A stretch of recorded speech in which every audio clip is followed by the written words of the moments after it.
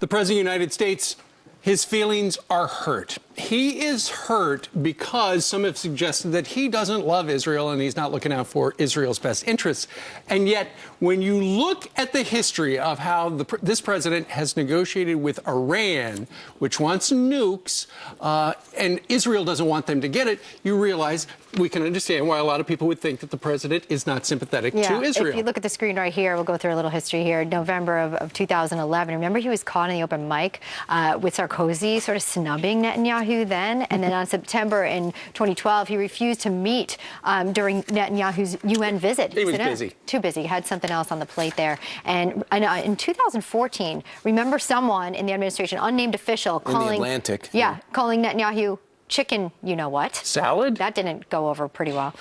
And then you hear March in 2015, he criticized the Capitol Hill speech that Benjamin Netanyahu gave, and then refused to meet with them then. Again, could have at least tried to and one of the first things he came out publicly and said is Israel should return to the 67 borders, which probably didn't give him overwhelming approval. Maybe not. And that's why pretty much through the entire time that he's been president, he's had single-digit approval inside Israel. You want to blame Mitt Romney or John McCain on that, or the Republicans? It doesn't work like that. They make their own opinions. Meanwhile, David Axelrod, who's really primarily responsible for getting President Obama elected twice, says this. You know, I think I am the closest. It says this about the President of the United States, who thinks I am the closest thing to a Jew that has ever sat in the office. For people to say that I'm anti-Israel, even or even worse, anti-Semitic, it hurts. So there you have the president. His feelings are hurt because people think there's a perception out there, given that long history, that he is anti-Israeli. Yep. So he's the closest thing, the Axelrod quote was of the president. He said, I am the closest thing to a Jew that has ever sat in this office.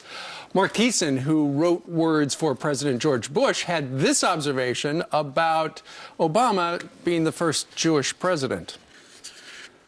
The problem is, it's not his words, it's his actions. I mean, the first Jewish president wouldn't say that he's going to create, as soon as he came into office, say, I'm going to create daylight between myself and the state of Israel. The first Jewish president wouldn't say, I'm not going to defend Israel at the United Nations if they don't change their ways. The first Jewish president wouldn't go on 60 Minutes and say, dismiss Israel's concern about Iran's nuclear program as noise. These are not things that make people look at him and say, this is the first Jew to sit in the Oval Office. And one of the reasons we're talking about this is because the president sat down with a TV station, Israel, and had a heart-to-heart. And what really worries me is he's trying to plow the ground to announce that July 1st / June 30th deal with Iran, which even France said is heading in the wrong direction because there's no verification and there's going to be no open inspections. Well, the problem with this is yesterday, the New York Times had an article that said the IAEA, which is the outfit we're going to trust to monitor Iran's nuke deal, they said, did you realize in the last year and a half that the country of Iran, I should say,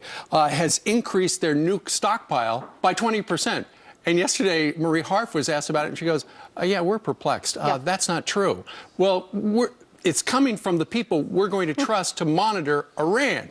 So this is bad news for the administration. Sure is. And you do understand, then, why so many people think that the president is not necessarily on Israel's side. It's a tough one to swallow over breakfast. So why don't we talk about